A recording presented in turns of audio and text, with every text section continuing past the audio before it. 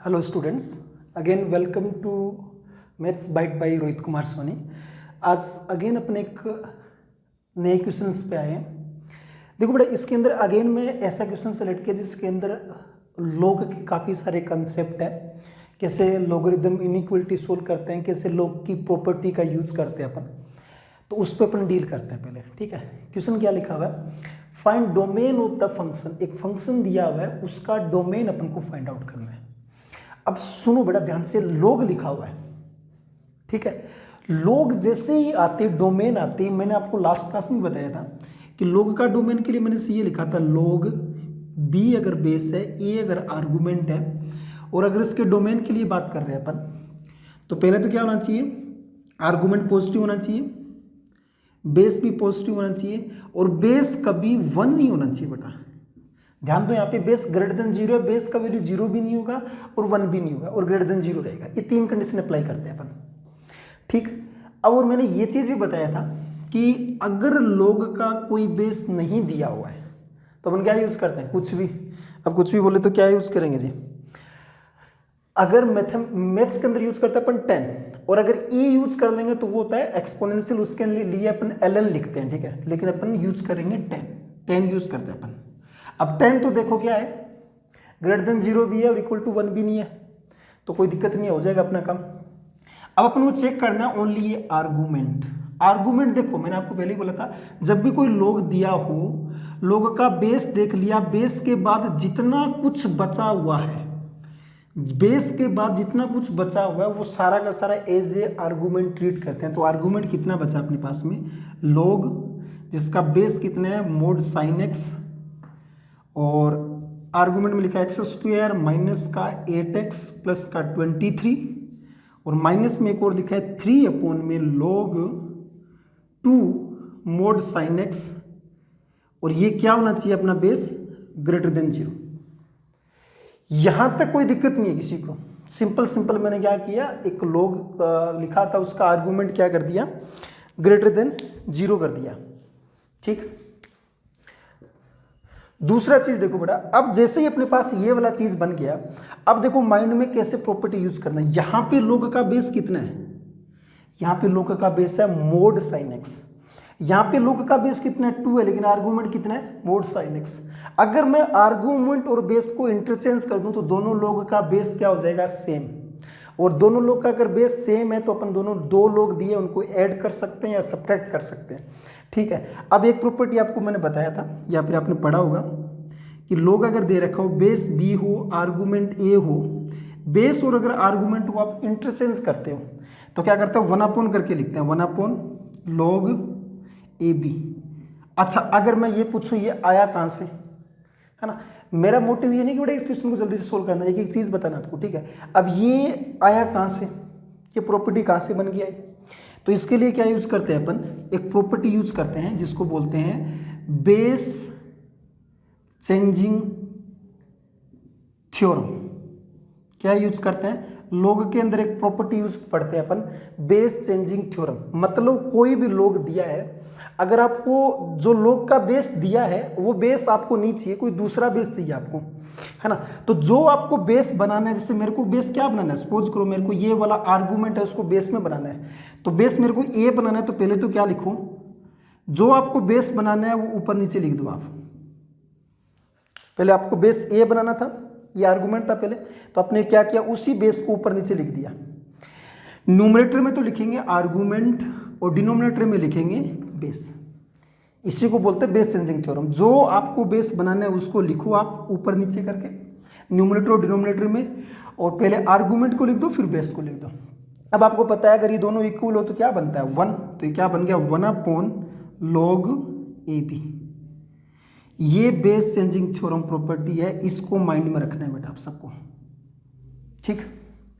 अब आगे बढ़ते हैं अपन, इसी पे अगर ये अप्लाई किया मैंने तो क्या बन गया आ जाएगा, ये बन गया लॉग मोड साइन एक्स, मतलब फर्स्ट वाला टर्म तो सेम रहेगा, एक्स स्क्वायर माइनस का 8x प्लस 23, और अब इसमें देखो आप, ये जब आपका 1 अपॉन करके लिखेंगे तो ये ऊपर जाएगा ऑब्वियसली, है ना, ऊपर जाएगा, -3 का सेम रहा, जब इसको ऊपर लेके गए तो क्या बनेगा, लॉग बेस तो कितना आएगा, मोड साइन एक्स, ये बेस में आ जाएगा और आर्गुमेंट में क्या हो जाएगा 2, मतलब दोनों को इंटरचेंज कर दिया अपन ने। इंटरचेंज कैसे करेंगे, 1/, करके लिखते हैं। 1/, जैसे ही करेंगे तो ये डिनोमिनेटर में था तो कहाँ चला जाएगा, न्यूमरेटर के अंदर, और क्या आ जाएगा, ग्रेटर देन 0। अब अगेन एक प्रॉपर्टी और पढ़ते हैं अपन, अगर कोई लॉग दिया हो, उसके इनटू में कोई टर्म लिखा हो, रियल वैल्यू होना चाहिए, या फिर कोई टर्म दिया हो आपके पास में, है ना, तो उसको क्या कर सकते हैं अपन, पावर में लेके जा सकते हैं। तो इस 3 को मैं पावर में लेके जा सकता हूं, तो यहाँ पे क्या हो जाएगा 2 की पावर 3। यहाँ पे 3 लिखा हुआ था, उसको अपन पावर में लेके जा सकते हैं, तो क्या हो जाएगा 2 की पावर 3, और 2 की पावर 3 अपना कितना बन जाएगा 8। तो मैं क्या कर रहा हूँ, हटा हटा के लिख रहा हूँ, आप लोगों को तो अलग अलग स्टेप लिखना था, ठीक है। तो यहाँ पे पहले क्या था 3 था, उसको पावर में लेके गए 2 की पावर 3 कितना 8, तो ये इतना चीज बन के आ गया।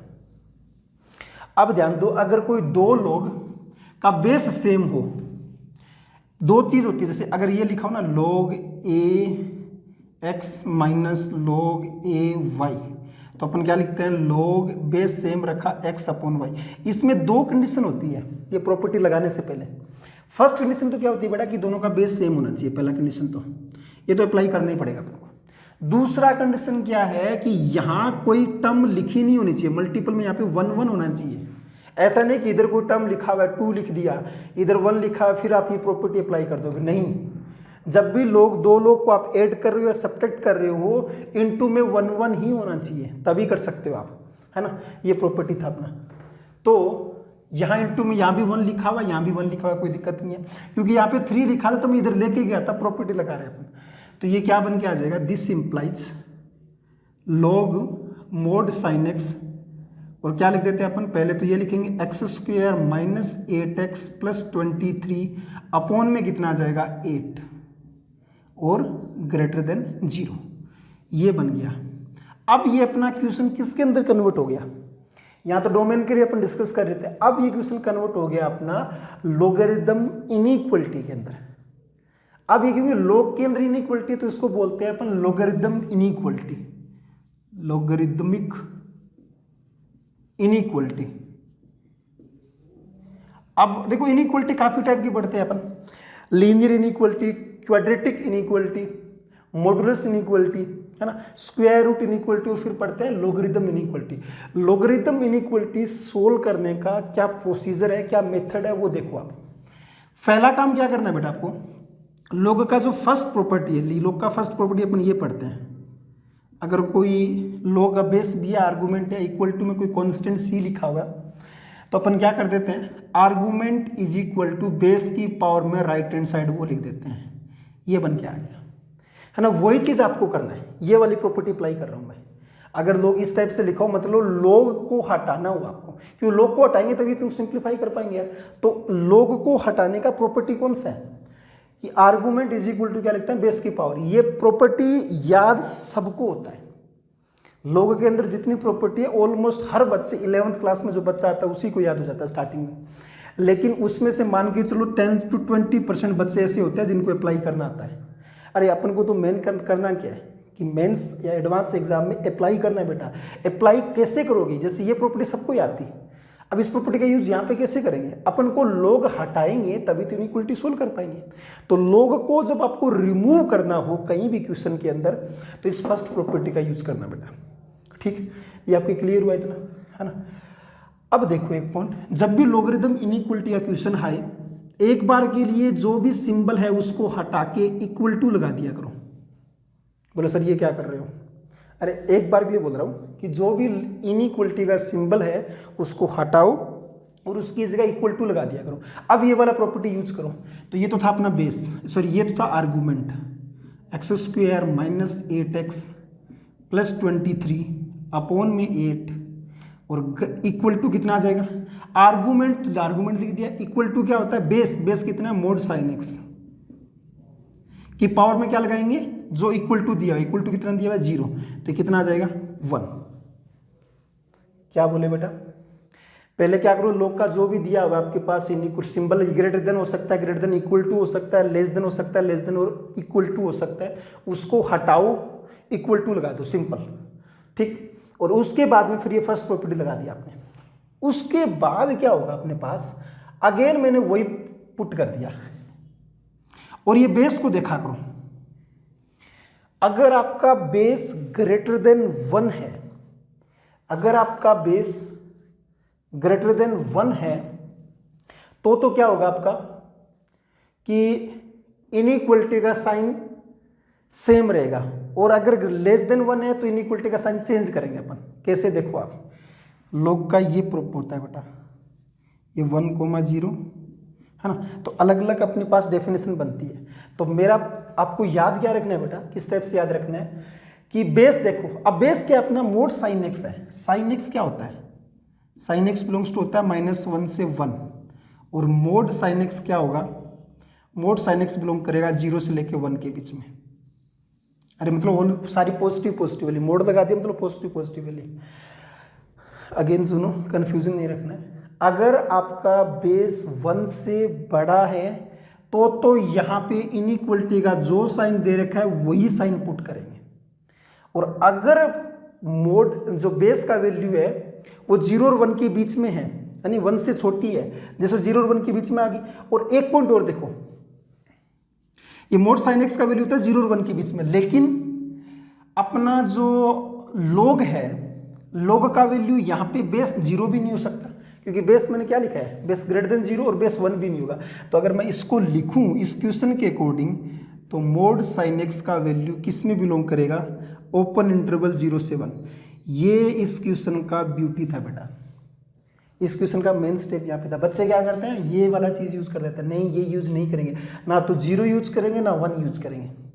1 यूज क्यों नहीं कर रहे, क्योंकि बेस कभी 1 नहीं होगा।